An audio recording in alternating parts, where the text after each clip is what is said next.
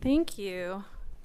Call this meeting of the Board of Water Resources to order. It is 1 p.m. on January 30th.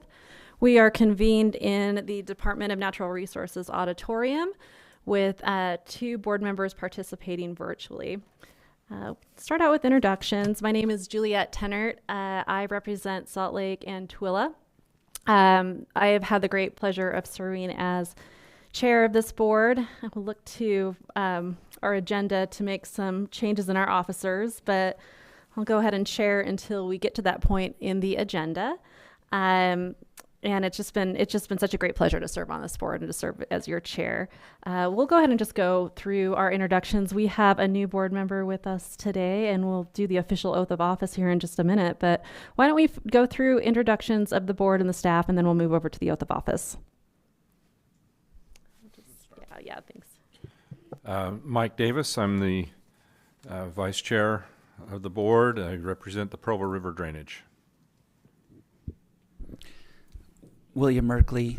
I represent the Green River District and have been asked to serve where Randy Crozier has exited the board. My name is Brian Steed, representing interest on the Great Salt Lake. Thank you. Board member Jones and then board member Van Horn. Spencer Jones, representing the lower Colorado River drainage. Dana Van Horn, representing upper Colorado River drainage.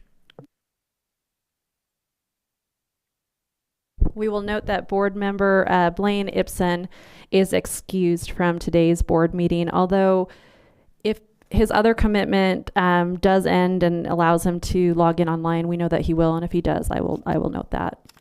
I'm going to turn the time over to the director to introduce her team that's present today. Great, thank you. With us from the department, the executive director, Joel Ferry, and the deputy director, Todd Adams. And then on our water resources staff, we have Joel Williams, Shalane DiBernardi, Marisa Egbert, Sarah Schechter from the AG's office, Tom Cox, Ani Baynard, Michael Sanchez, Bradley Caldwell, Shelby Cooley, Ethan Stayner, Josh Zimmerman, Jessica Chen, Shannon Clow taking minutes. Thank you, Shannon. And our awesome AV team, we have Carmen McDonald and Seth Majors making it all happen behind the curtain. So thanks to them. All right, thank you. Well, so we can actually execute on business today. We'll need to do an oath of office for our new board member, William Merkley, and I believe I need to take an oath of office myself as I've been reappointed to the board, which I truly appreciate.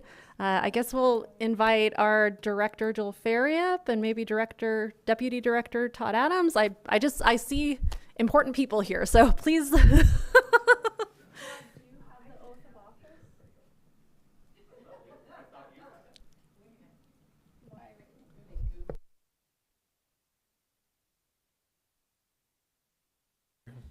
If I may, Madam Chair. Glad to be here with you today. The work that you're doing is incredibly important to the state of Utah. So you guys give me the thumbs up when you have it. Our attorney's getting it. Great. I just want to say a few things really quick as just to talk about how important the decisions that you make as the Board of Water Resources are for the state of Utah. And here, thank you. Sorry. No, it's fine. I'll just leave it right here.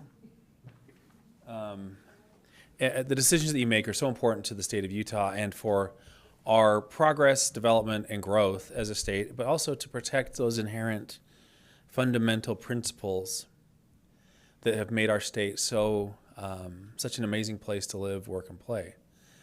And you are, as a policy-making body and as a decision-making body, really help guide our state.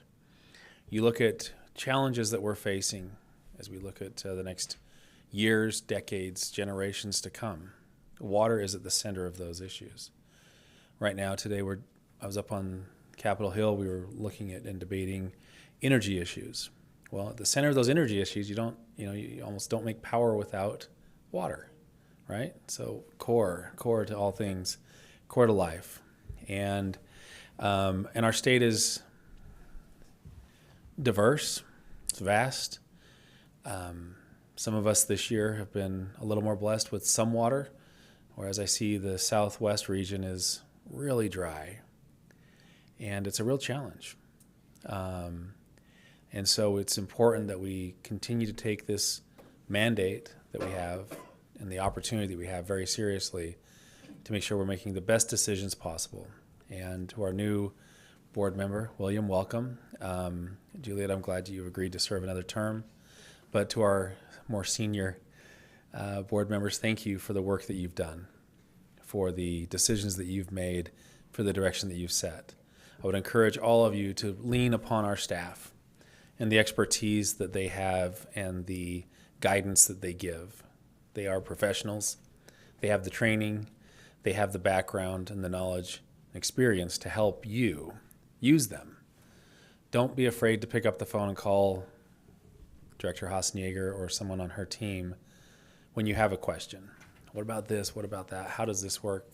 How do we resolve this issue? This is, because each of you represent a unique part of our state.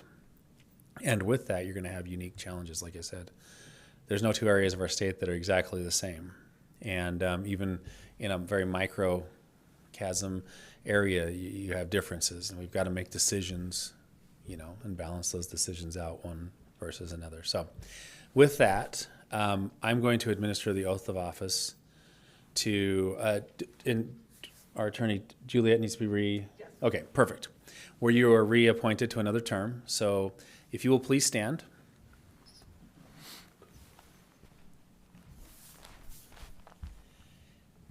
And will you please raise your right arm?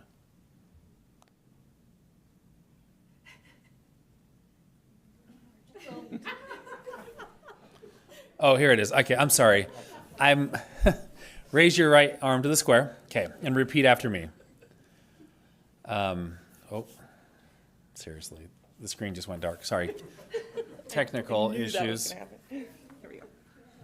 You can lower your arm for a minute, Juliet. Like you're just going to keep it.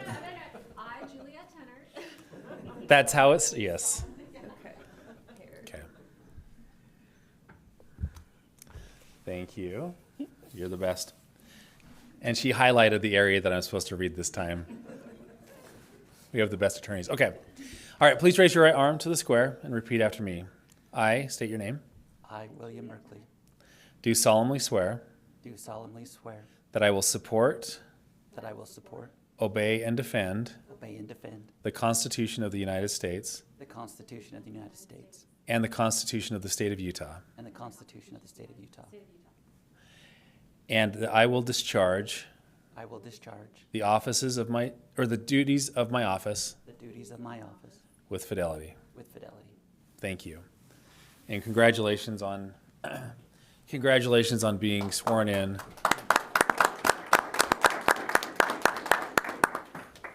And truly we are looking forward to working with you over the next number of years as we work together to get through some really interesting times. So with that, I'll just say a few more, if I may, thoughts that I have.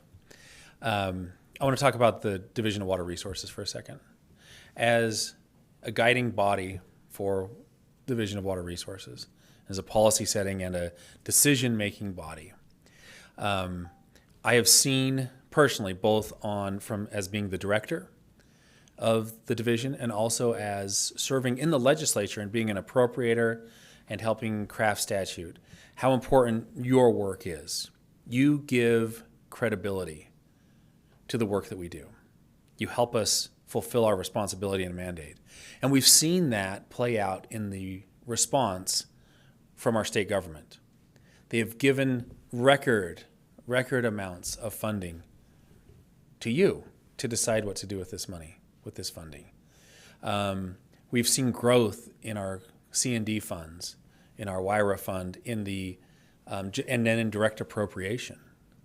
And through the help of staff and those that are working on our side, under your direction, we're accomplishing great things. So ultimately what you do is you give confidence to the legislature, to the governor's office, and to the people of Utah, that when we ask you, hey, there's these needs, we need this done, you don't say, throw up red flags and walls and make excuses. You go and get it done. So thank you for that guidance that you give to us and for being such great partners with us.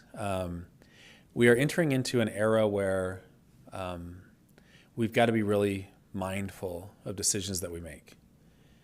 The public is hypersensitive and aware of water and of how important water is, both from an agriculture perspective, an environmental perspective, an industry, a municipal life perspective. And I think it's imperative upon us to take these roles and responsibilities very seriously. So I appreciate your spending the time reading about the loans that people are asking, about the policy questions, the direction, where should we be putting these precious resources, and taking that mandate and that responsibility very seriously, because it does help shape and guide where we as a state are going. I love it here in Utah. I've lived in Utah essentially my whole life. I've got 5 children, and some are at home, some are out, some are at college, doing their thing. And I want them, right? I'm like most of us. I want them to have an opportunity to live here, to work here, and to enjoy Utah the way that I have, right? And I think the decisions that you all make will guide their quality of life and their ability to live, work, and play here, and to do the things that they need to do. So with that, thank you. And just know that you have my full support, our full support from the department. And together we're going to do really great things. So thank you. Okay. Thank you very much, Director. Well, with that, we can get on to official business now that we're all official. Thanks for taking the time to get us there. Our first item of action is the election of officers for 2025. We need to elect a new board chair and a new board vice chair. I think we could probably do this in one motion. I'm assuming that that's probably okay.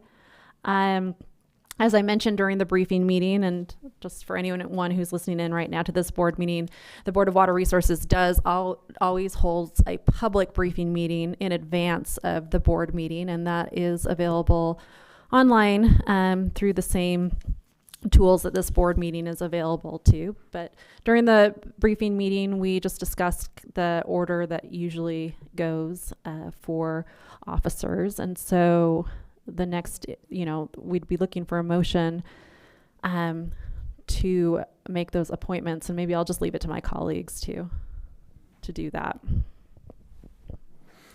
So, Madam Chair, if there's no discussion, I would like to nominate Mike Davis as the new chair and Dana Van Horn to serve as vice chair. Thank you, Board Member Merkley. Is there a second? I'll second that. All right. Thank you, Board Member Jones. Is there any discussion? All right. All in favor? Oh, I'm sorry. Because we have a hybrid meeting, we will need to do a roll call vote, and hopefully the director can help us with that. Yes. Davis, or Board Member Davis? Aye. Board Member Merkley? Aye. Board Member Steed? Aye. Board Member Van Horn? Aye. Board Member Jones? Aye. All right. The chair in this action rules that the motion passes, and Mike Davis is our board chair for 2025, and Dana Van Horn is our board vice chair. And I'll just take the opportunity to hand the mic and the gavel over to Chair Davis. And we can physically move seats if you'd like, or however you want to manage it. I feel good right here. Okay, sounds good. Thank you, former chair. I just want to say thank you for letting me do this. I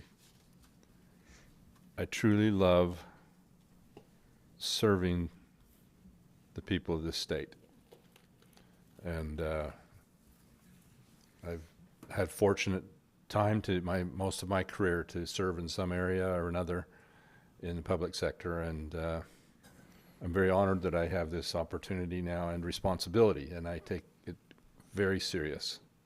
And I was a little hesitant. I was thinking a lot about it as I drove down here today, but all the hesitancy is taken away when you look at the staff that's here in this department, starting from the director on down.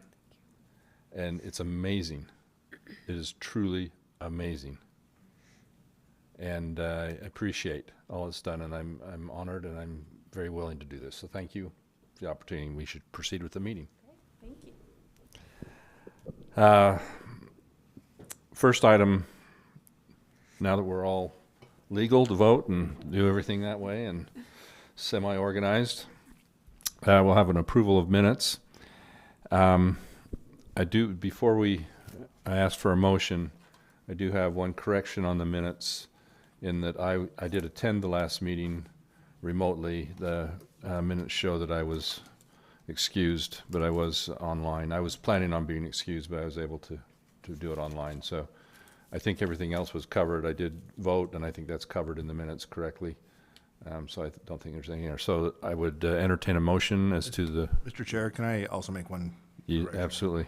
On page 6, under adjournment, I'm noted as Brain Steed, which I appreciate. But it's probably Brian, I'm guessing.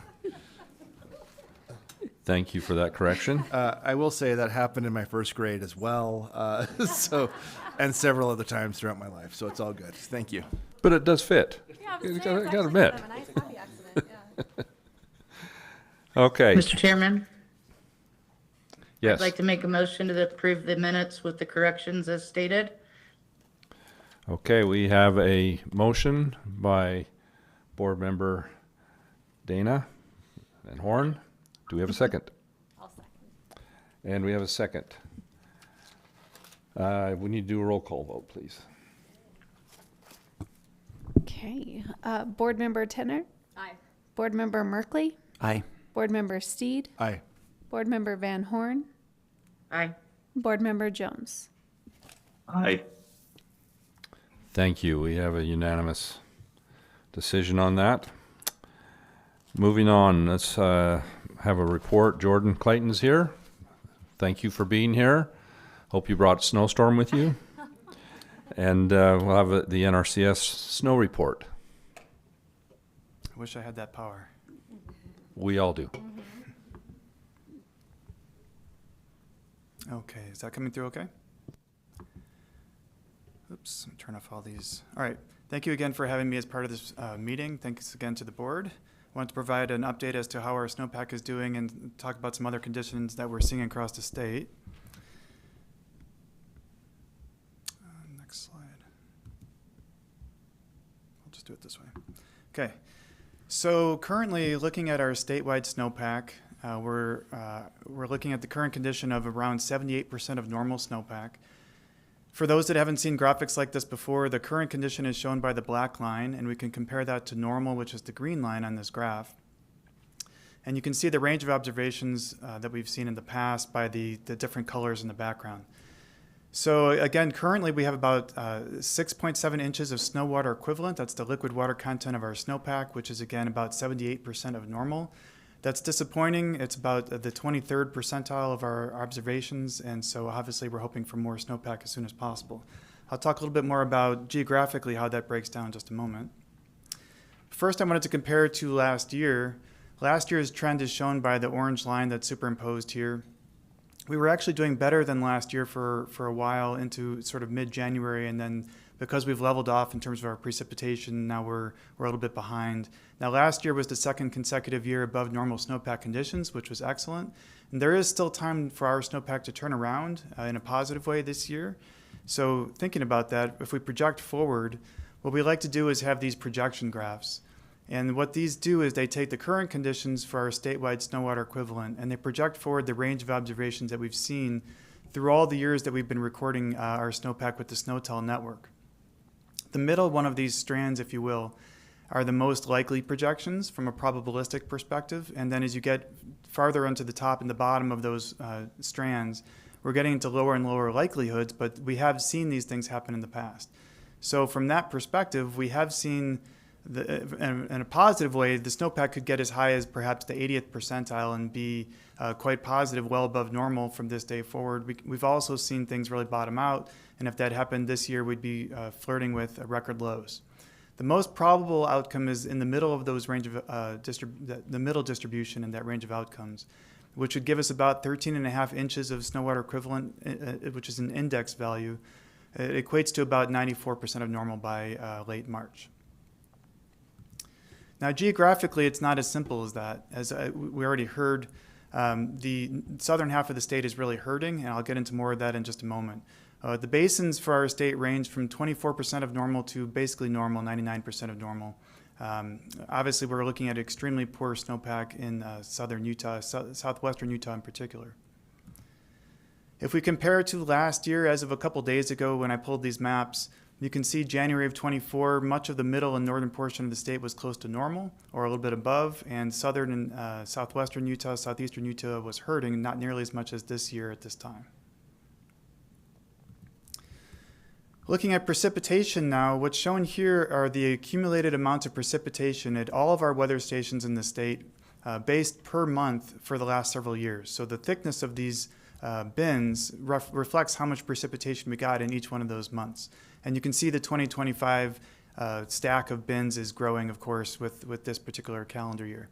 And what we're seeing, unfortunately, is that we did have above normal precipitation in August, which was obviously much needed, but we had very little precipitation in June and July, and we've had below normal precipitation every month since August for our state. Looking at current conditions for our statewide precipitation at SNOTEL, we're at 82% of normal for precipitation. You can see the map at how that breaks down. Again, the southwestern corner of the state being red jumps out as being below 50% of normal precipitation. It's well below actually 50%. The rest of the state is in that, most of the rest of the state is in that yellow category, which is not great, but at least not as severe as the southwestern and southeastern corners. Soil moisture story, the graph on the top left here combines our 8-inch sensor data with our 20-inch sensor data. We don't look at our superficial soils in these graphs. So here we're looking at, again, the soil moisture portion of our soil profile that actually contributes the most to water supply. So these are really pertinent graphs for our discussion. And you can see in the top left there that current condition is right around the top of that 10th percentile range. That's about 39% saturated. And again, there's a really important geographic breakdown in this, where much of the state, in fact, portions of northern Utah as well, are below normal soil moisture. But southwestern Utah and the Escalante, Perea are also quite low in terms of their soil moisture conditions. These conditions are likely at this point to impact our runoff efficiency. We can say that, unfortunately, with some confidence at this point. One little bit of positive news is our air temperatures have been cold, particularly in January. We've been a little bit below normal. You can see the current conditions relative to that normal green line over the past several months, including January. It's been a little bit cooler than normal, which has been positive in terms of retention of the snow that we do have. And our statewide reservoir levels are also positive. We're at 75% as of the beginning of the month. We'll have an updated value for that in a couple weeks here when we put out our water supply outlook report for February. Obviously we're not considering Lake Powell or Flaming Gorge in these numbers, but that is positive for our large water bodies and our smaller water bodies around the state. I think there's about 85 reservoirs that are included in that graphic. Just getting into the basin by basin perspective on how our reservoirs are doing compared to last year. The previous year for each one of these regions is shown in blue, and the current year in terms of percent of capacity is shown in green. Statewide is at the top. The breakdown for each basin is shown below. Obviously, we're not doing quite as well as we were last year at this time, coming off of 2 above normal snowpack seasons, or 1, I should say. I did want to point out we had some significant depletions compared to other areas in the state in southwestern Utah and the upper Sevier. So that's an area of concern in terms of the withdrawal rate of those reservoirs and our storage. Speaking of southwestern Utah, we're looking at, unfortunately, historically dry conditions at more than one of our SNOTEL sites in that area. Last I checked, we had about 5 or 6 SNOTEL sites in that area that were either at their record dry, we're at record dry levels or had no snow in portions of, again, southwestern Utah, portions of the headwaters around the Santa Clara, Pine Valley Mountains, and the portions of the upper severe are all extremely low in terms of their snow water equivalent. Our Midway Valley site, which is one of our highest elevation sites and best accumulators in that area, is only about 4.5 inches of snow water equivalent right now, which is many inches below normal. You can see the soil moisture story for that portion of the state is that middle graphic, and then the snow water equivalent for the southwestern corner of the state is that bottom left graphic. Obviously, this has caught the attention of the media, as I've shown with a couple headlines here, and I just wanted to again highlight that we have historically poor snowpack conditions in southwestern Utah, well below normal soil moisture, and faster reservoir depletion than other areas of the state. This is the what's shown here are the departures from normal for a range of SNOTEL sites that are in that corner of the state in terms of inches of away from normal that these SNOTEL sites are. So in other words, the red dot there is 7.2 inches below what it should be for this time of year, according to the last 30 years of observations. So yes, we have received a little bit of snow this week. It's not nearly enough to make a dent in these departures from normal. Sorry to be delivering all this bad news, but that's what I'm here to do. Our stream flow forecast that we issued on January 1st are meant to be advisory only. We'll have official non-advisory only forecasts starting in February. I will say that these forecasts are probably going to worsen. I think we can say that unfortunately with confidence based on how January has gone. What's shown here are the forecast points around the state of Utah with the colors expressed in terms of percent of normal. And it should be no surprise that around southwestern Utah we're looking at very low runoff predictions. Again, I think these numbers will go down. Talking about now the Great Salt Lake basin conditions and inflow forecasts. Currently, the Great Salt Lake is doing a little bit better than other areas of the state. Still not where we want it to be. 83% of normal, which is about the 30th percentile. Soil moisture is dry. If we look at the whole basin, we're below that 10th percentile, around the 8th percentile in terms of the soil moisture conditions in the basin. And then if we look at the entire Great Salt Lake Basin with our SNOTELs highlighted here in terms of what percent of normal they are for snowpack, we can think about our inflow forecast that we issued on January 1st. These are meant, again, to be advisory only. 4192.6 is the current lake level. We predict about 1/2 foot of lake level rise to its peak. Again, potentially really large range of possible outcomes there. And we do predict above normal above normal inflow based on good snowpack conditions in the basin, potentially around 615,000 acre feet into the lake, but a really wide range in that. And so we'll try to narrow that down as we get closer to April. Borrowing from the USGS, this shows for all the streams in Utah where we stand in terms of our current conditions, where this is illustrated with percentile classes. Where we're in the green, we're essentially normal for our stream flow, and we've been hovering in the green for quite some time. Over the last several years, you can see how we've ranged based on how the snow melt's been impacting things. And then just looking at the 8 to 14 day temperature and precipitation outlook, looks like it's going to be warmer than normal for most of the state for the period of February 5th to 11th. And then the precipitation is encouraging in the sense that we're predicting for particularly northern Utah above normal precipitation again for that same period from February 5th until the 11th. I personally don't like to look much farther beyond the 8 to 14 day forecast because of the decreasing confidence I have in those forecasts, so we'll stick to these. That's all that I have for this report. I'm happy to answer any questions. Are there any questions? Thank you so much. Thank you.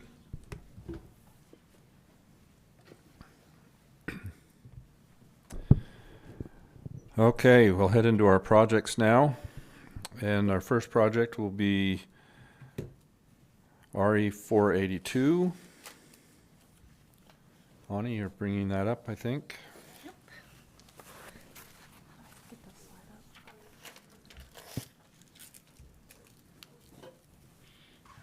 Thank you for being here, Rick.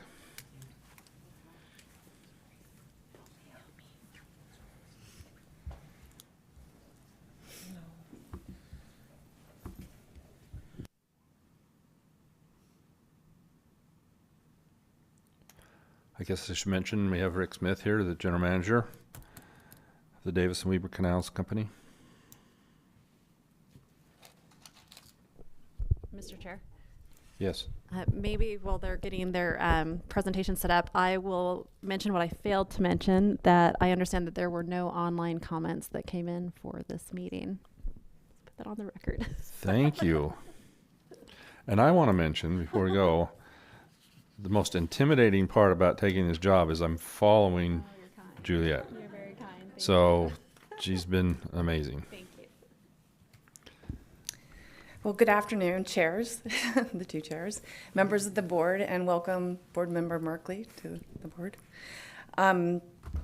Let's see. Okay, so the proposed project is located in Clinton in Davis County. The applicant is requesting financial assistance from the board to replace approximately 8,200 feet of 8-inch to 12-inch secondary irrigation pipeline in conjunction with Utah Department of Transportation project to improve 1800 North in Clinton.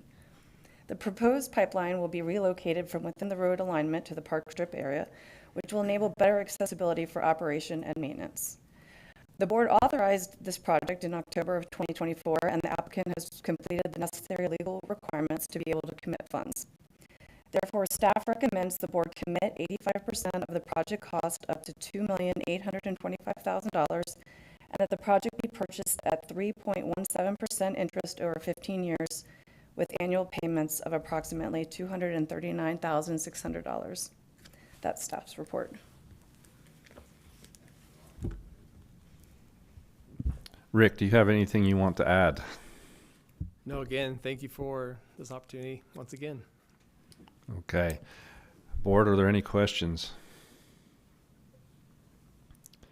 Okay, seeing none, we'd be looking for a motion. Mr. Chair, I'd like to make a motion that the board commit 85% of the project cost up to $2,825,000, and that the project be purchased at 3.17% interest over 15 years with annual payments of approximately $239,600. Thank you. We have a motion by Board Member Van Horn. Do we have a second? I'll second.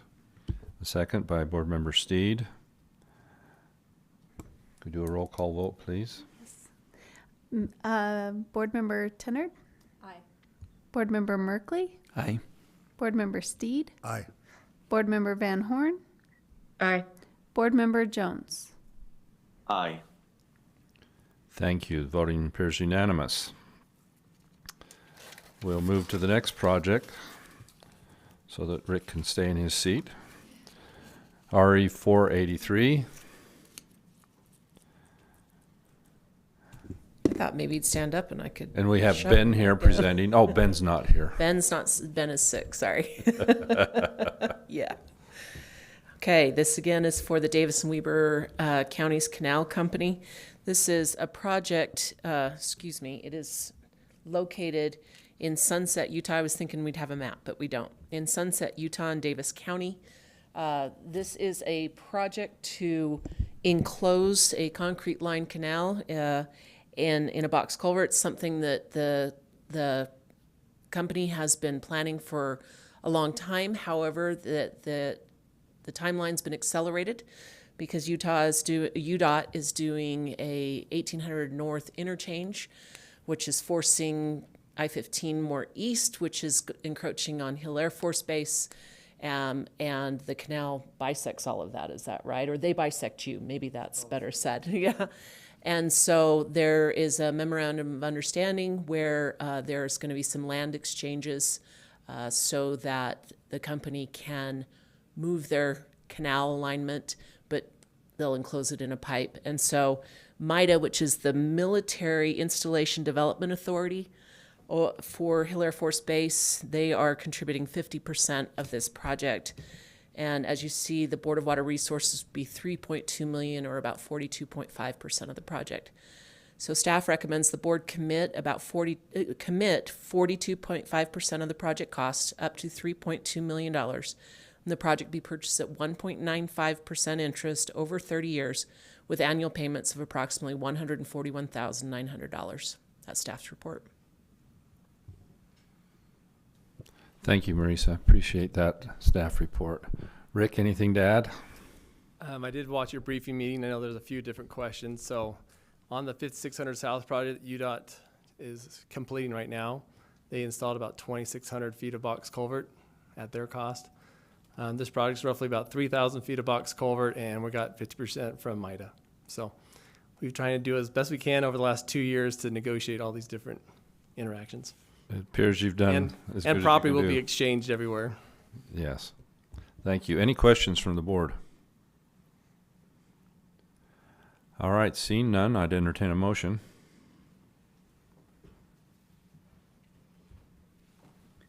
I'd like to make a motion that the board commit 42.5% of the project cost up to $3,200,000, and that the project be purchased at 1.95% interest over 30 years with annual payments of approximately $141,900. Thank you, Board Member Van Horn. Do we have a second? I'll second. And we have a second by Board Member Merkley. Roll call vote, please. Board Member Tennard? Aye. Board Member Merkley? Aye. Board Member Steed? Aye. Board Member Van Horn? Aye. And Board Member Jones? Aye. Voting is unanimous. Thank you. If it's okay, we're going to skip over so we can cover the other Davis-Weber County's Canal Company project I here. think we gotta make him get up and move and then. Oh, I was going to say, we're going to get him up and make a move. Do you need steps or? And I'm going to turn the time over to Tom. I'm just going to add that Tom, in our briefing meeting, for those that want to jump in and see the briefing meeting, which is online, he discussed the varying, as you can see through these three projects, they're varying interest rates. And there's an explanation for why that is for the different types of projects. So that is in the briefing meeting that was discussed with the board earlier. Thank you, Marisa. Tom, thank you. Let's jump down to the third of the Davis-Weber projects today. Mr. Chair, members of the board, the Davis-Weber County's Canal Company has, throughout the years, or fairly recently, been installing secondary meters on its secondary irrigation system, even prior before the state mandated those meters to be installed. So this is the third and hopefully final piece of the funding for these meters. They received approximately, if I do my math right, about $19 million worth of grant up to date that the board has authorized and committed. They've previously committed 2 pots of loan funds, and they're here today to have the board commit funds for the third round of the loan funds. The board authorized those funds in September of 2024.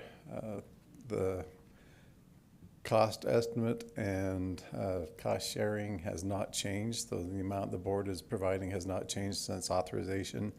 And this last pot of money will go towards installing the hopefully final 2,000 meters in the system.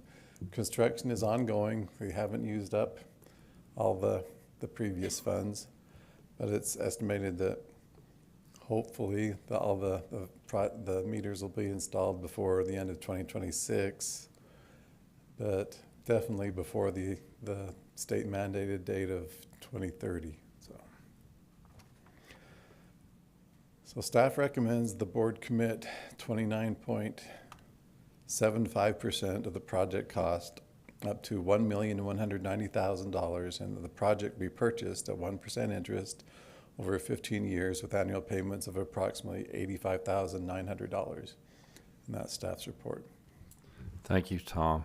Rick, do you have anything to add? Yeah, again, I cheat a little bit and watch your briefing meetings. Just kind of the schedule. We're roughly 5,000 meters into this and about 6,000 more to go between now and the end of 2026, which if you look at our history, prior to this grant stuff, we would do 600 to 700 every 2 years. And now we're talking thousands per year. So yeah, we're going gangbusters on it. Thank you, and thank you for your efforts. I think that this is a valuable project. Okay. Any questions from the board? Okay, seeing none, we'd entertain a motion. Mr. Chair, I'd like to make a third motion that the board commit 29.75% of the project cost up to $1,190,000, and that the project be purchased at 1% interest over 15 years with annual payments of approximately $85,900. Thank you, Board Member Van Horn. Is there a second? I'll second. A second by Board Member Steed. Roll call vote, please. Board Member Tennard? Aye. Board Member Merkley? Aye. Board Member Steed? Aye. Board Member Van Horn? Aye. Board Member Jones? Aye. Thank you. Voting is unanimous. Now, thank you, Rick. Appreciate it.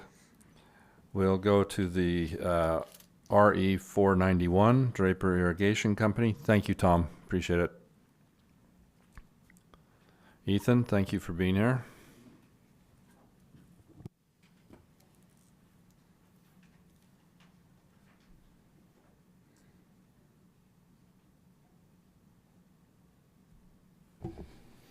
Okay, Mr. Chair and members of the board, for Draper Irrigation Company,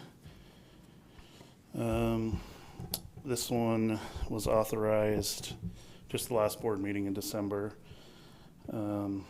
We have a total cost estimate of $1,132,000. This will be coming from the revolving construction fund. Because the borrowed amount is under $1 million, they're eligible for this, and that comes with a 0% interest rate. And this project includes the replacement of about 2,600 feet of an existing 10-inch cast iron drinking water main line with 12-inch PVC pipe. The project will also include the replacement of 5 fire hydrants, 29 residential connections, and replacing the PRV station.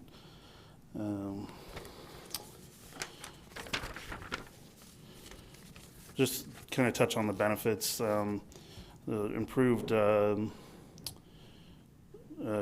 like any of these projects where we're replacing old pipeline, there'll be improved water quality, flow efficiency, and reduced risks from future water loss through leaks. And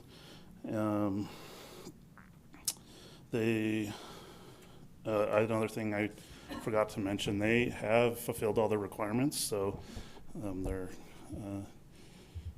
on top of it, and on top of getting everything in.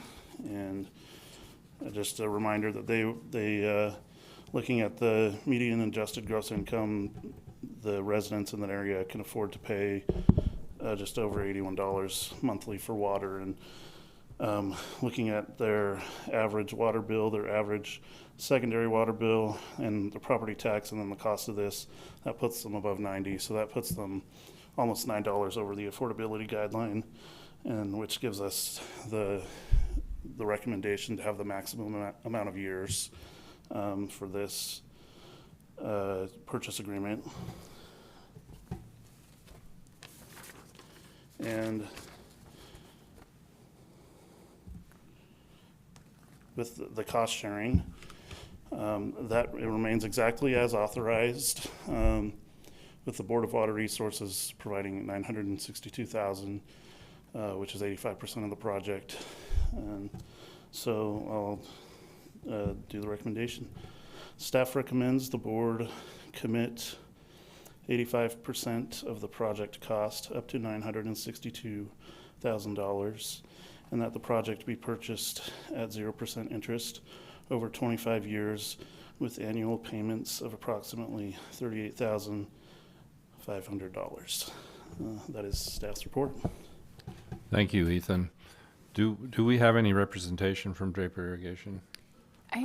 I don't believe so, Mr. Chair, and they are not required to attend since this is committal of funds. Okay, thank you. Are there any questions from the board? Mr. Chair. Yes. Thank you.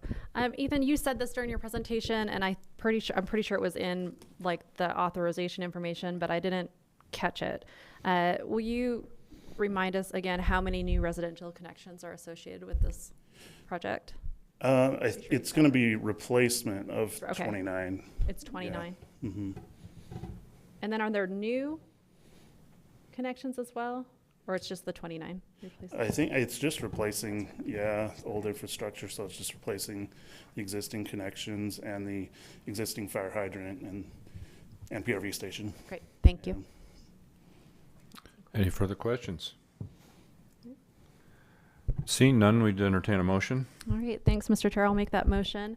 I move that we commit 85% of the project cost up to $962,000 and that the project be purchased at 0% interest over 25 years with annual payments of approximately $38,500. Thank you, Board Member Tennant. Is there a second? I can second that. Thank you, Board Member Merkley. Roll call vote, please. Board Member Tenner. Aye. Board Member Merkley. Aye. Board Member Steed. Aye. Board Member Van Horn. Aye. And Board Member Jones. Aye. The vote is unanimous. Thank you. Thank you. We do have a special item, RM008, Hyrum City Withdrawal. Ani, if you wouldn't mind doing that, please.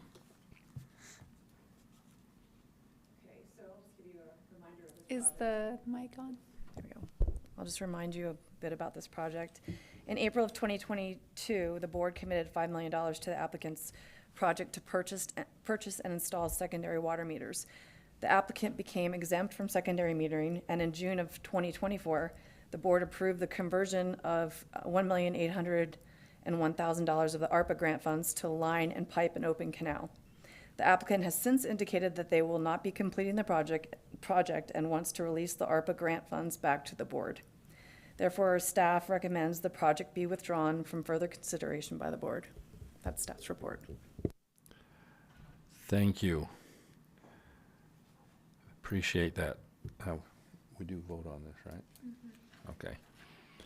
So do we have any questions from the board? Mr. Chair, I just had one question. Yes. So where this is ARPA money that's being returned back to the board here, do I understand correctly that there's a time frame that this money has to be spent? How do we now obligate this $5 million?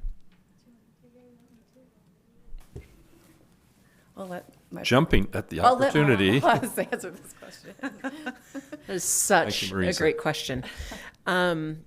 So what we anticipated money coming back, not necessarily like this. And all of the money is under contract. All $265 million is under contract. Knowing that some money could come back with our previous AG, and I think with Sarah's blessing, she helped us with this. That money that comes back, since it was obligated, contracted, it can be recontracted out. Still has to be spent by the end of 2026, actually a little earlier than that for our procedures in the state. But so we have 3 projects that got the $2 million grants for water conservation because they were already fully metered. And that was something that was in the code for those that already metered. Hey, they already did their job ahead of time. They get up to $2 million for a water conservation grant. And it's just water conservation project. So those 3 at the time when they came to us, we only had between the 3 of them 1.545 million. Is that right? Or 145? The 4s and 5s are, could be interchanged. About 1.5 million for each one of those 3.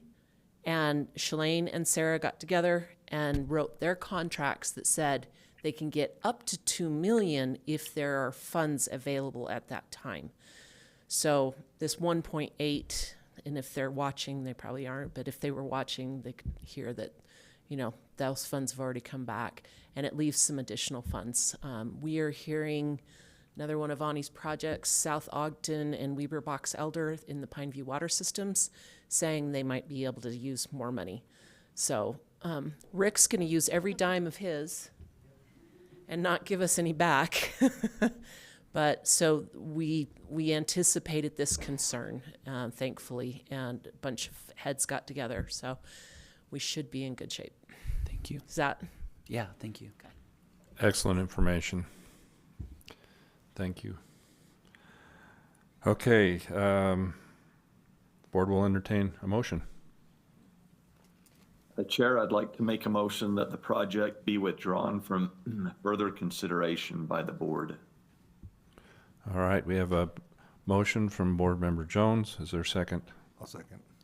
Seconded by Board Member Steed. Roll call vote, please. Board Member Tennard? Aye. Board Member Merkley? Aye. Board Member Steed? Aye. Board Member Van Horn? Aye. Board Member Jones?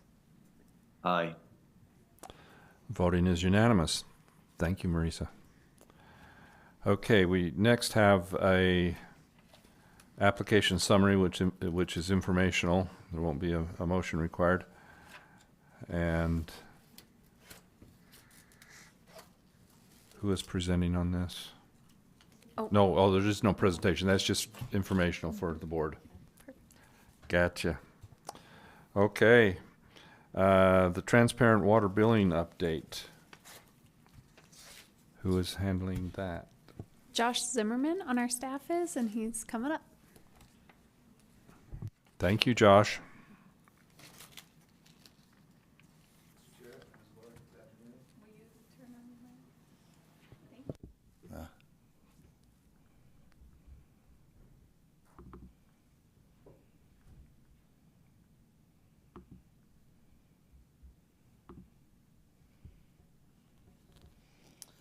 All right. So in your board report, you'll see some numbers that are important to talk about. And the first one is that when we started our project, we did a 85% cost share. And we did that to really incentivize cities to sign up with us and to get as much money out the door as we could through doing that. As the projects have evolved, you'll notice in the progress report, we are now doing a 50-50 cost share. And we vetted that as a staff, as a team, and we fell on that we'll get better projects if there's a little bit more buy-in with that cost share. Mr. Chair, if I might. Josh, do you mind giving, just since we have some new board members, a background on what the transparent water billing program is, please? Yep. Thank you. Okay. And so I'm sorry about that. And then through doing that at 50%, the dollars also stretch and we'll get more cities involved. And through my slideshow, I will go over, so transparent water billing is a little bit of a unique name, and our staff updates you folks on this once, maybe twice a year, and there's been some new members of the board, so it's a good opportunity to give a background for what this is. So transparent water billing is taking opportunities to use billing or communication strategies like text messaging and emails to inform and educate water users about how they're using their water in efforts that they can make decisions to reduce their water use in a big picture. Through looking at that, there are over 10 companies that have tools and strategies to make billing effective, to have portals, to do text messaging and email services. And our grant funding is open to all of those companies that do that. The slide that you can see right now is every property does get a water bill. So there's an opportunity for us to do education outreach to every water user. Another tenet that we have is that we make it understandable. There's a lot of bills out there that are in CCF or they're in block units, right? We promptly get those converted to gallons so that when people open up their bill, it's a volume of water that they can understand. We also use the existing resources to leverage water use. And what I mean by that is there's education outreach from each city, maybe from conservancy districts, and through integrating that and having one communication platform that communicates that out, they're getting information from one source. So there's opportunity to increase our efficiency there. And we have the tools to reach the right people at the right time. And I'll go through an example for leak detection and how there's a right time, or if it's peak day demand in July, that might not be another example of when it's the right time to do some messaging.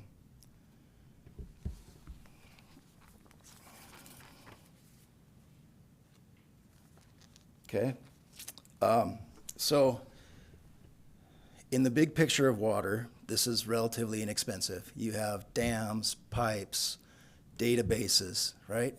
All of that information, all of this water use information, when you compare this price to that, it is drops in the bucket, right? But this communication to get that water use information back between the ears of the people that are turning on the spigot and using that water is an area that we are trying to normalize and make it so all systems, or a lot more systems, have these tools available to them. So this is a statewide grant program. Anywhere in the state is available. We are currently receiving applications, and the close of applications is for tomorrow. We tried something new. So in our first round of funding, we didn't have an end date for when that funding was available. And we tried something new this time, and we gave it a deadline, and that deadline's tomorrow. And we went from one application a week ago to 6 today. So we'll see what we jump to tomorrow. But an interesting way to try and get the usership of these funds out the door. And then we always have in mind conservation and continuous improvement, and reading our 2030 conservation goals, and then creating resiliency and extending our water supply. So who can apply for the grants? Any city, irrigation company, entity that wants to apply can apply. We have found ways to get everyone that has applied funded through us. You have to have back data, so water information from previous years, so we can establish a baseline and establish if there's a reduction in water use or if we're effective. The majority of water in our state is used outdoors, so we require an outdoor irrigation component. And then to have tactics and methods to expand your education and your outreach, right? So not just to take our money and do what you've always done, but to take this money and be proactive and implement new things.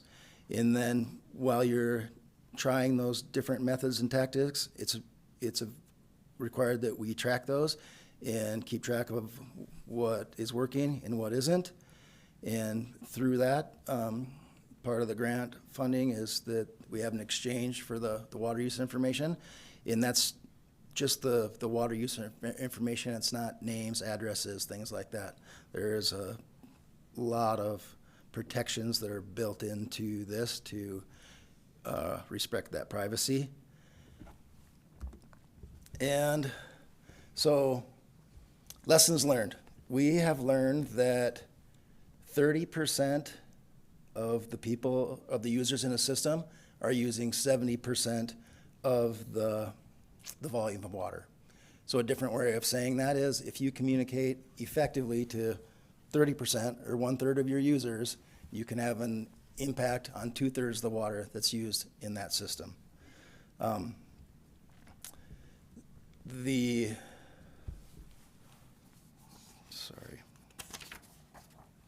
Okay. Another thing that we've learned through doing this is that the billing companies are good at what they do. So there's a lot of cities that are with billing companies, and those billing companies do a great job of taking your water, converting it into dollars, and then sending out that bill. They're so good at it that sometimes cities don't look at their water use. They just look at their billing data and say, oh, look at how high their bill is. Let's take a look at this. Whereas when you have meter companies that have all this information available, sometimes it comes every 15 minutes, sometimes it comes every hour, sometimes cities have to drive around and get those reads every month, but this water use information is available. And when you put it into a software provider's interface, they have tools that make this information pop. And by taking an analytical approach through that system, every city that I've worked with has found things and made choices differently based on the technology that they have available. It's really neat. So the users appreciate the helpfulness of the software. You get it on your phone. You can get leak detection sent to your phone. You can log in. You can check your water use every day. But a lot of the cities enjoy the opportunity to go through the dashboards and see their water as a big picture item, and they can do things like separate it by their connection size, like a 1-inch connection versus a 4-inch connection, and they can look at that water use. They can look at their residential connections. They can look at commercial connections, and they can use all of those tools to analyze their water use to send it out the right messaging. Another thing I want to give a positive feedback to the software companies that we're working with.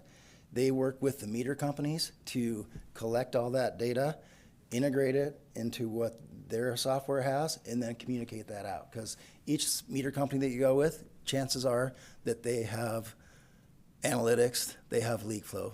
Some of them are more robust than others, but all of that information is not reinventing the wheel and just using the tools that we have to make choices. Continuous flows are an interesting way to try and analyze leaks and send out that information, but you have to have a continuous flow of a pretty high volume of water. If you set your continuous flow at 24 hours and it's less than 30 gallons, you're going to get a list that's so big that staff are going to look at that and be like, oh, where do I start? So the helpful way to look at that is to set those thresholds at a level where staff can get a manageable list of folks to do education outreach to for leaks. And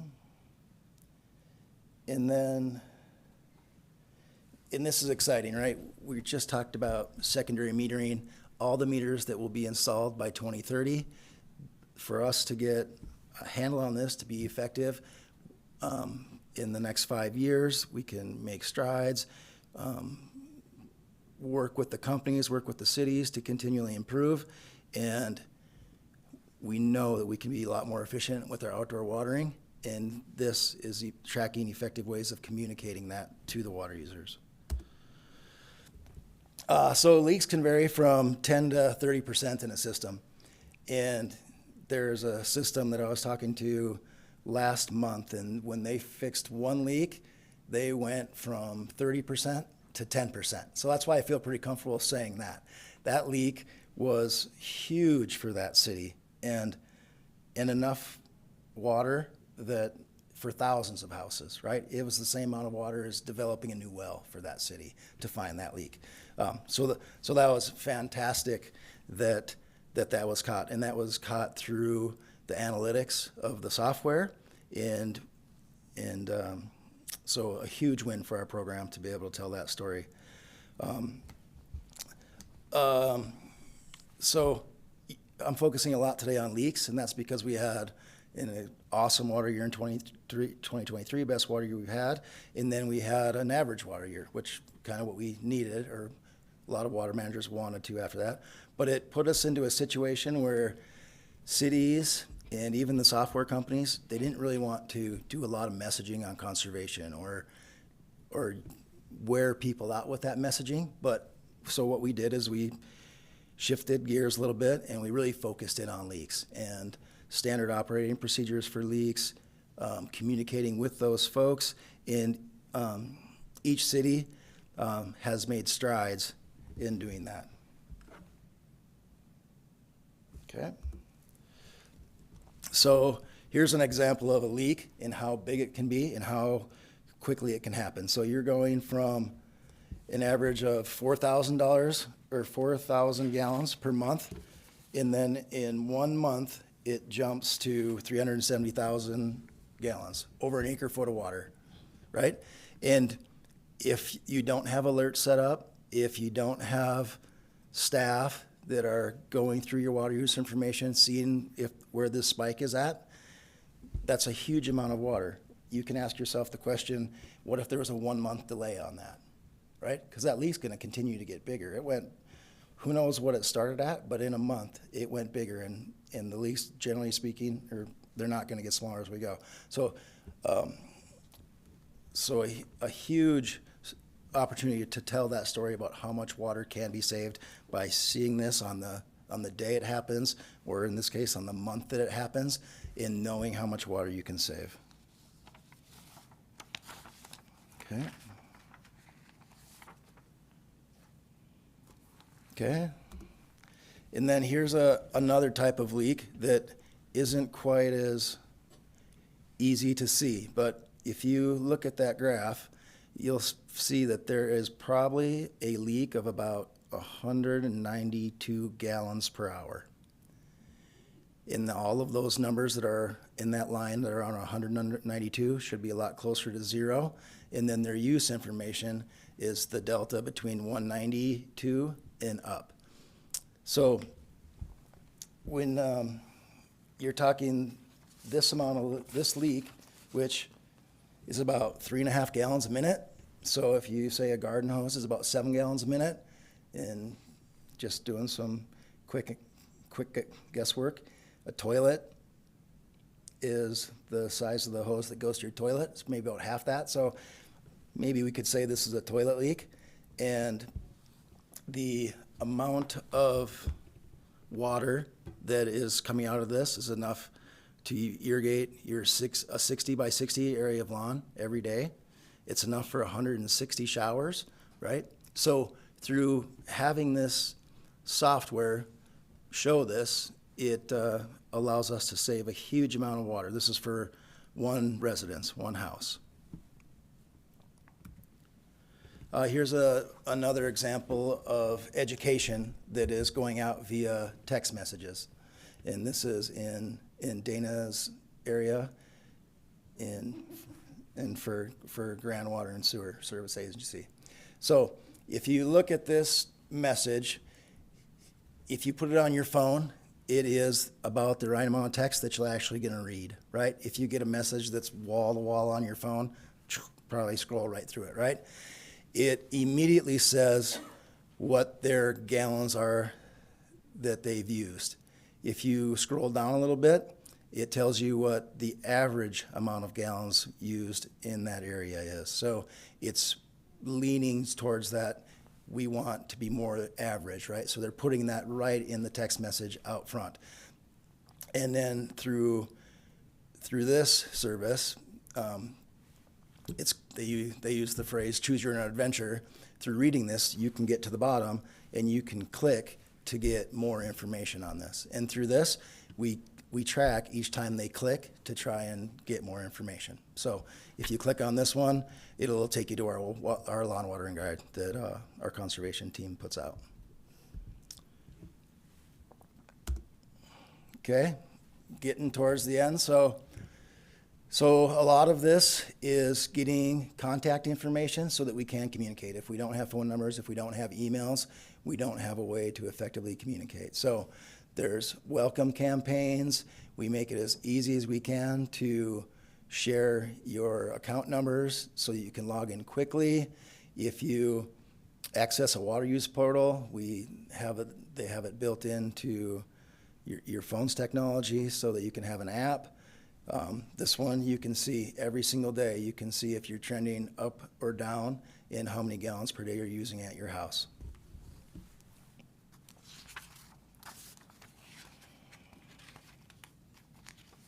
Okay.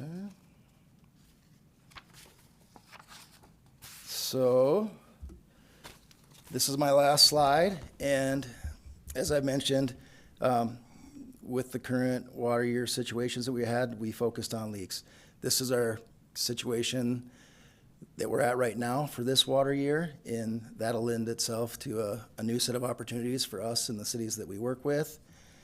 On your board report, I want to mention there's a couple things on there.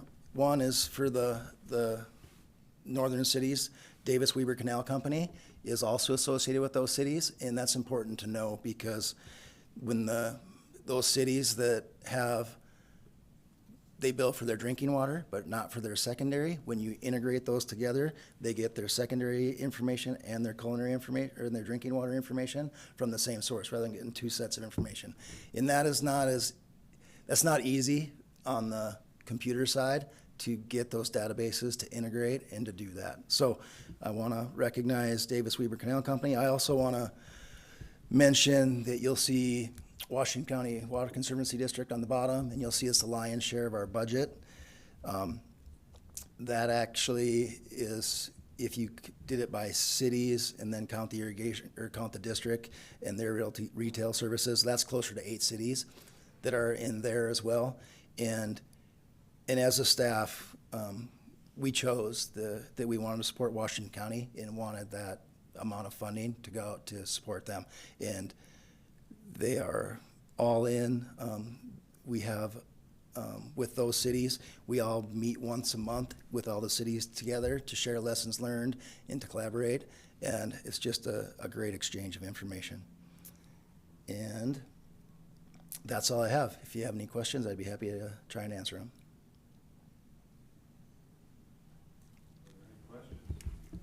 Any questions from the board? I guess I have a question.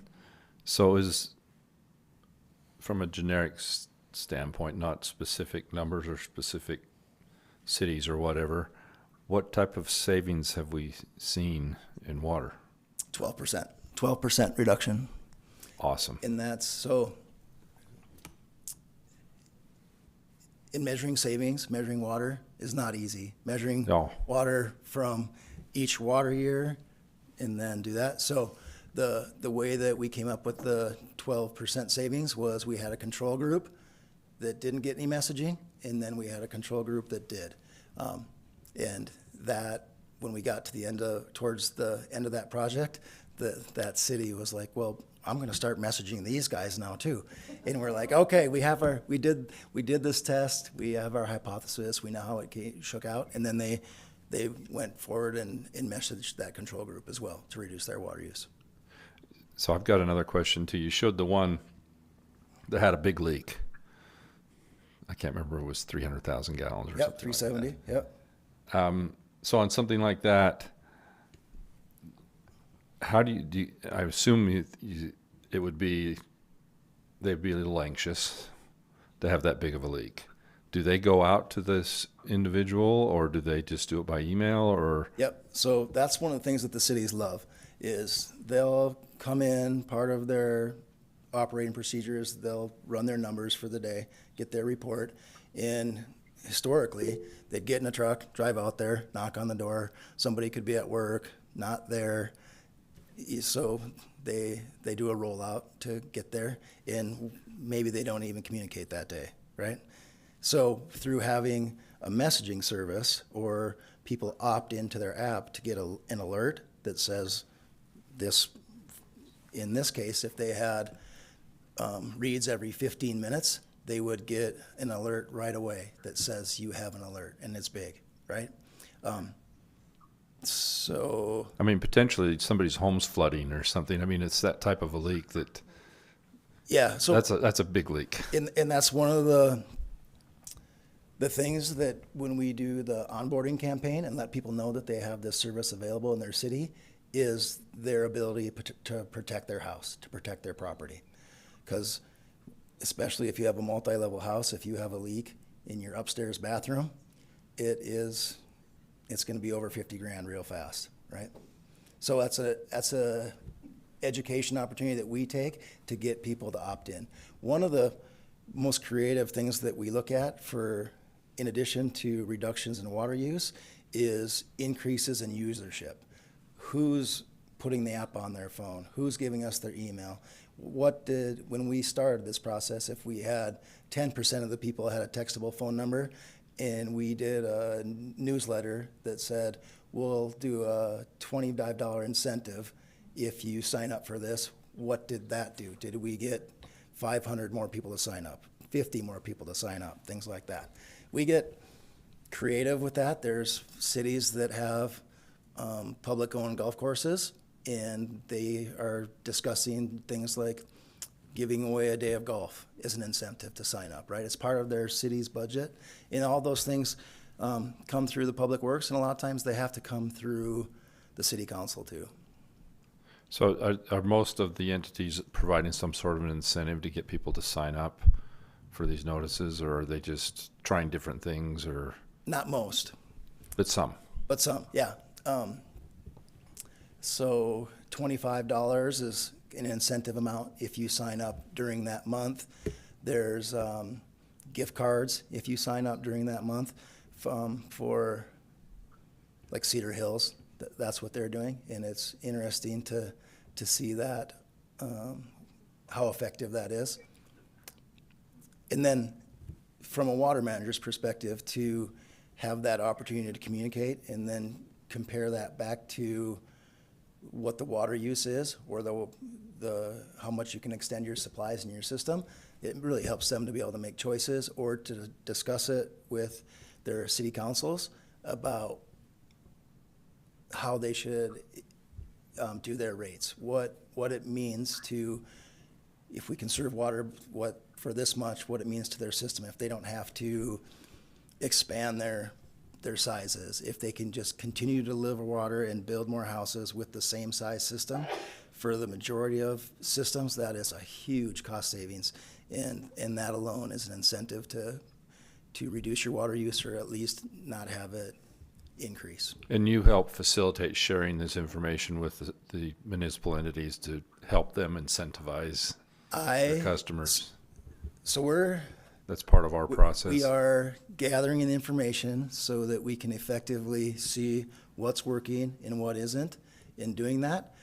The cities actually, especially adjacent cities, have a pretty good network in communication opportunities amongst them. But yeah, we definitely want our information shared and exchanged, and to have those conversations be not just within city staff. If there's lessons learned and wins to share, yes, that's part of the grant funding when it says that we can share information, is that, right? We can share our wins.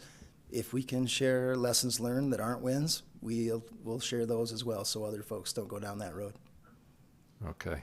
I will just say on a personal side, a couple of years ago, I don't know if I'd been that interested to sign up, but I had a pipe break, and I was home, but I was outside, and within an hour, it was $38,000, something like that.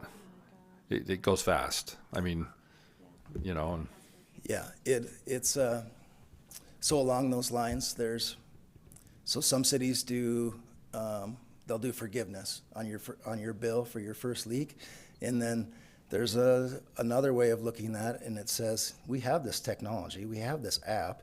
If you would have used this, then you wouldn't have needed the leak forgiveness, and they incentivize it that way. They flip it that way. So there's no perfect way. Every system has a little bit way of operating. There's city councils that get involved in how much they want to incentivize this or what choices they want to make. In like for how much water you can use outdoors, right? It's varying based on different cities and different areas of the state. Okay. Board Member Van Horn, you had your hand up? Yeah.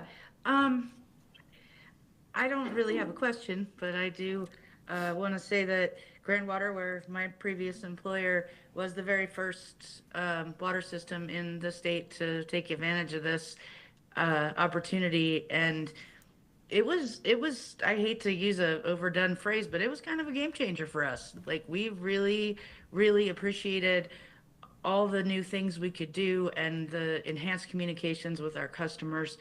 I can't speak highly enough about it. We used to have, what was it, monthly we'd meet, Josh? Yes, yep. Yeah, so we had monthly meetings with the software provider and Josh, and would, talk about this, and we got up and going a lot faster than some of the other companies out there that were, in that first round of funding. And it's the best way to communicate with a new generation of homeowners and a new, everybody looks at their phone. It's very effective. It's cheap. And as a board member, I want to say that Grand Water was small and we don't have a lot of connections or a lot of money.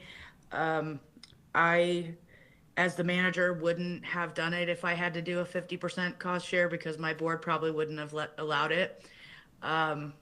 So my suggestion is that, possibly instead of a flat 50, that, the division looks at maybe a percentage based on the number of connections. So if you have less than 1,000 connections, it's a certain amount. And if you have more than whatever, it's, up to that 50-50. But that's just my suggestion, and I'm not trying to tell you how to do your job, but just as a water manager for a small system, resources were tight, and with a conservative board, getting them to turn loose the purse has to be pretty highly incentivized for them as well. So that was my piece. Thank you. Thank you. Josh, you didn't read the staff recommendation. Would you like to do that before we?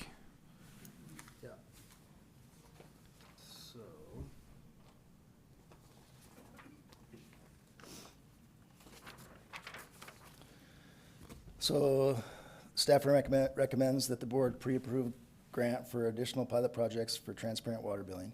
Each grant provided will pay up to 50% of the project costs, and the total grants will not exceed the funding available. Thank you. Thank you very much. Now, are there any further questions from the board? And Grant, this is the standard process you've taken before on this as well. This is the standard process where we pre-approve and...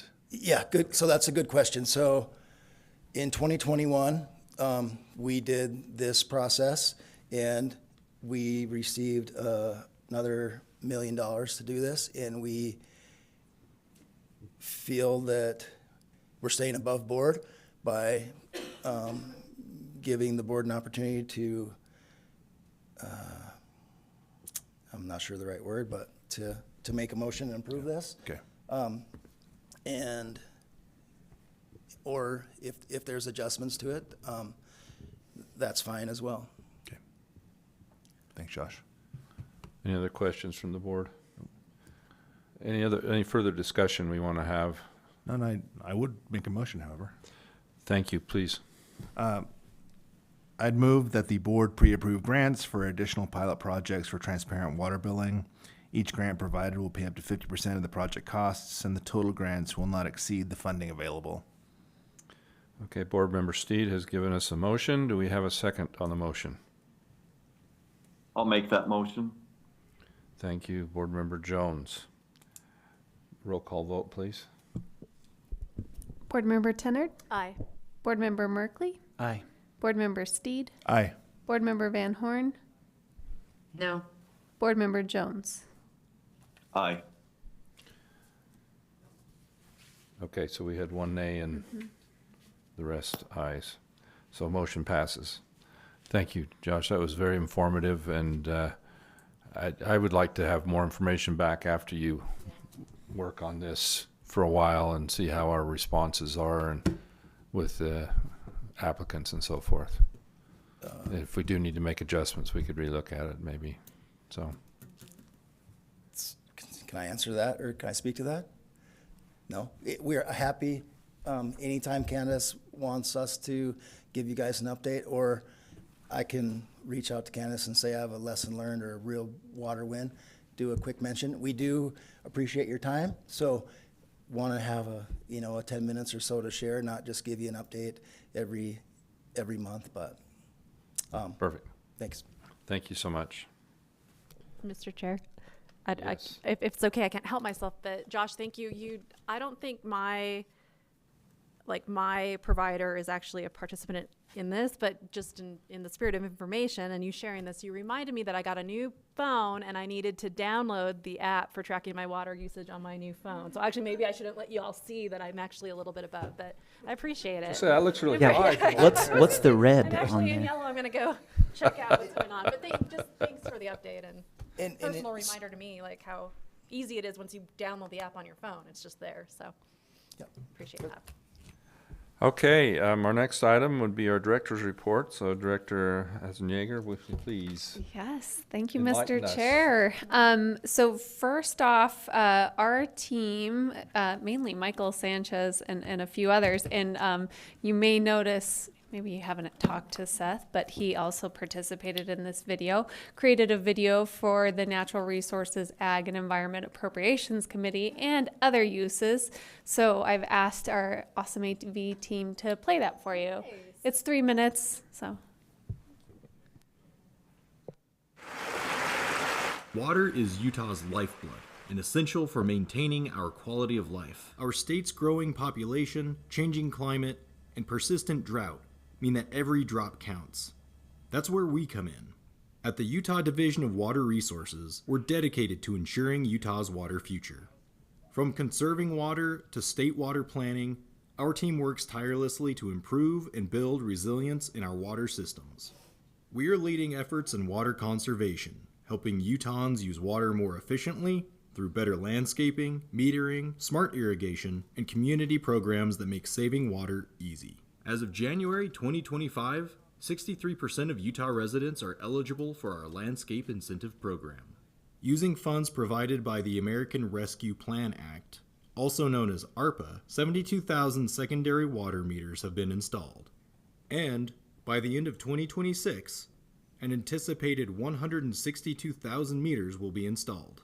Large-scale infrastructure is vital as well. We ensure pipelines, reservoirs, dams, and aqueducts are built and maintained to last, even in the face of challenges like earthquakes and growing demand. This year, we contracted almost $59 million in board funds, awarded almost $22 million in water infrastructure project grants, and provided $50 million in funds for seismic resilience construction and studies along the Wasatch Front. Great Salt Lake is one of our most precious water bodies. Through the Great Salt Lake Basin Integrated Plan, we're working to protect critical ecosystems for wildlife, recreation, and Utah's economy. 8 projects are currently underway to provide essential insights that will shape the plan. These projects include developing a comprehensive modeling tool to project future water management scenarios, as well as studies focused on agriculture water optimization, groundwater monitoring, lakebed dust mitigation, and more.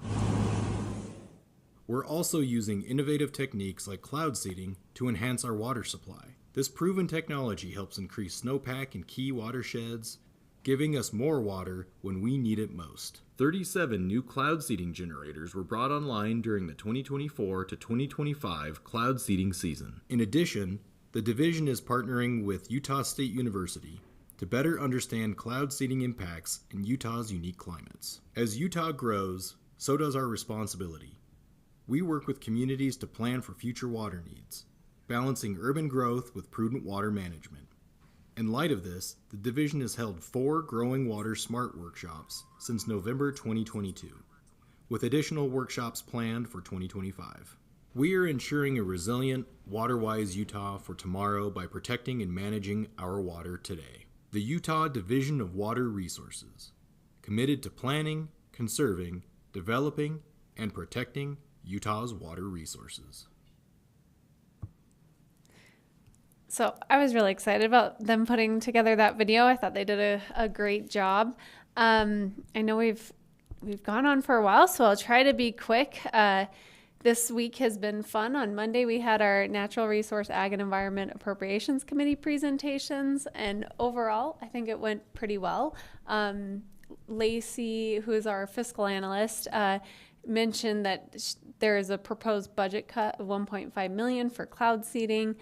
During my presentation, I had a lot of questions about cloud seeding, and I have heard that there might be an RFA to get more money for cloud seeding, so who knows exactly where that will go.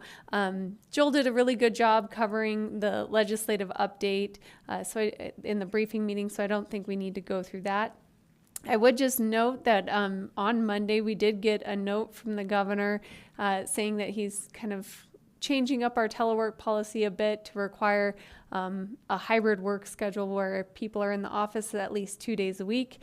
While that might impact definitely some individuals on our team, I think the Department of Natural Resources and Water Resources particularly is really set up to make that change. We've invested into some shared workspaces and updated some equipment and furniture in there. So that is all to be done by July 1st. So I think that should work out pretty well. We'll still have to work through that.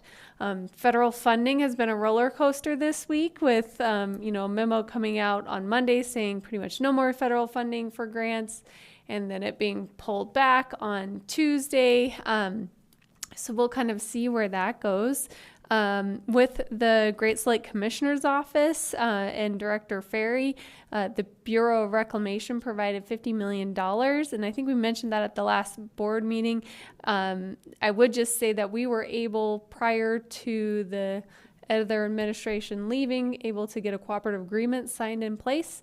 While the Bureau has told us that that money's kind of on hold, we do anticipate that hopefully with that cooperative agreement, it's fairly committed, and the state will see that. We're calling that the Great Salt Lake Water Delivery Program. It'll have 3 funding buckets, including habitat restoration, system conservation, and water leasing, which is potentially.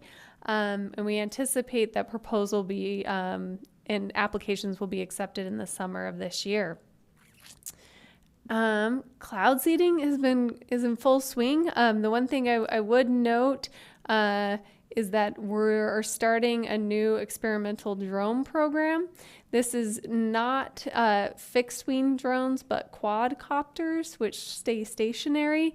And the goal think of like being able to take a ground-based generator and putting it up in the sky, really to try to get above winter inversions and things like that. So we're testing that, and if it's successful, hopefully we can expand that beyond. And we're working with the Utah Climate Center on a high-resolution weather model, which is now operational and is being used by the contractors.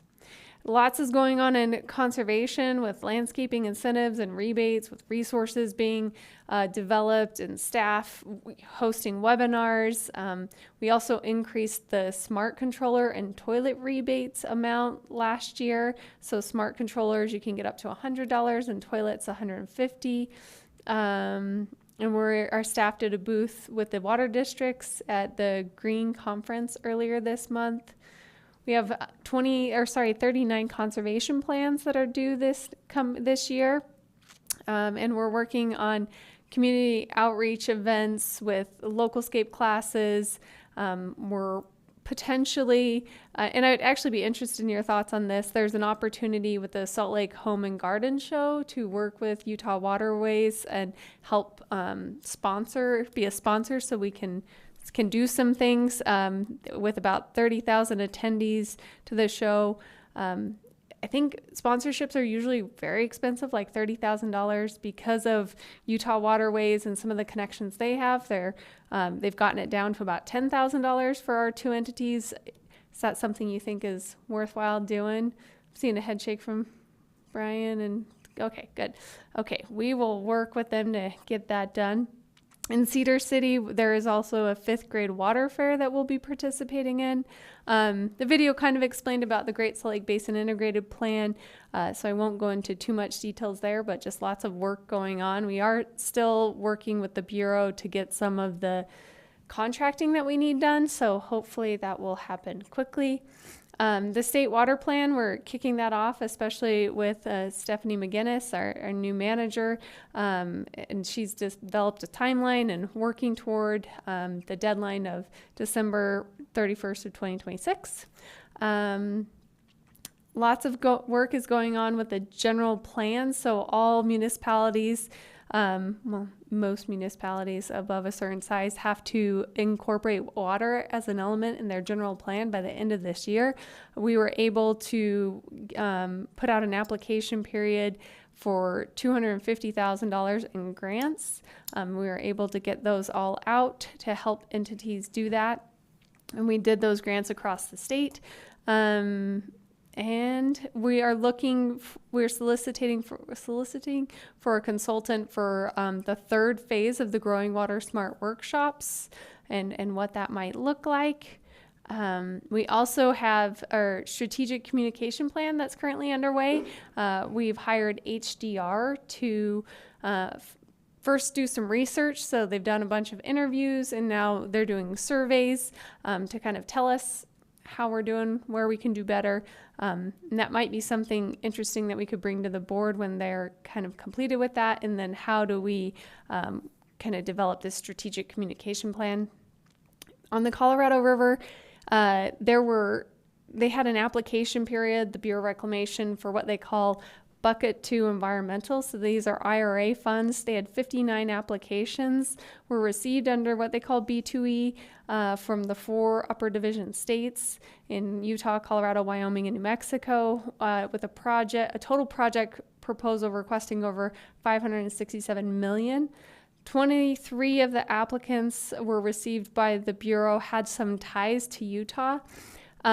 They have gone forward and awarded a good chunk of these projects right before the administration changed, but now we don't really know the future of them. So all these people, not all of them, a number of these people were told, yes, your application can move on to the next stage, and now there's kind of still in limbo on whether the money will be there.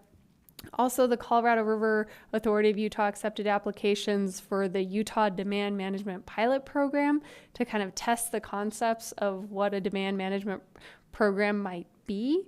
And this is really geared toward trying to have water saved in the upper parts of the basin and then making sure through the state engineer's office that it's being shepherded to Lake Powell.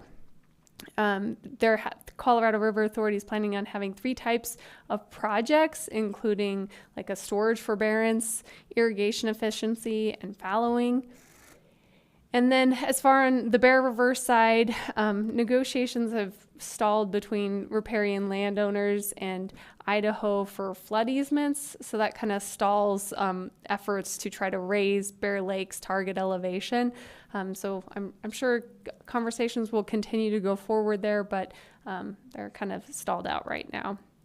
And Water Rights has been working with the Fish and Wildlife Service on the Bear River Migratory Bird Refuge to install a new gauge to better quantify the flows between Bear River and Bear River Bay.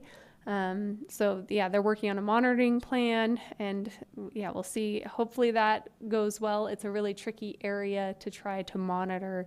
Bear River Canal Company is also proceeding with a large-scale gate automation. I was able to go out and visit it. It's pretty amazing the work they're doing out there.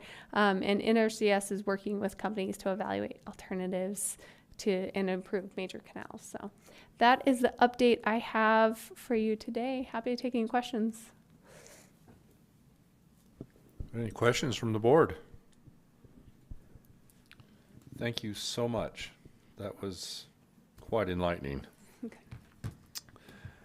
Is there anything else that any of the board members would like to bring up at the close of this meeting? If not, we'd entertain a motion to adjourn. Also move. Thank you, Board Member Steed. A second by Board Member Tennert. All in favor? Aye. Aye. We're adjourned. Thank you.